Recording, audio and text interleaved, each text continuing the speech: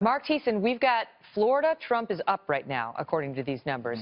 Ohio, still too close to call, but Trump's looking pretty good in Ohio, or has been coming into today at least. We have not been able to make a call in Virginia. No call in Virginia, which she was supposed to be running away with up until, basically the Comey announcement about, 11 days ago. No call in Pennsylvania. Same story there. She was supposed to run away with that.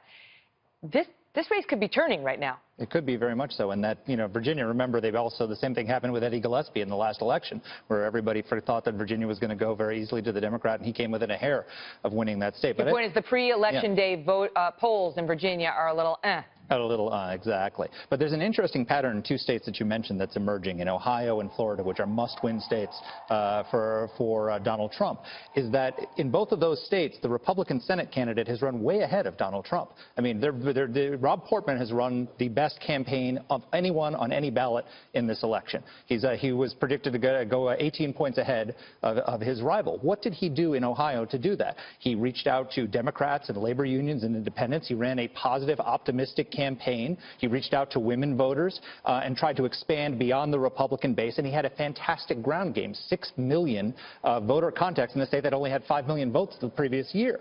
And now it's too close to call for Donald Trump. He's won.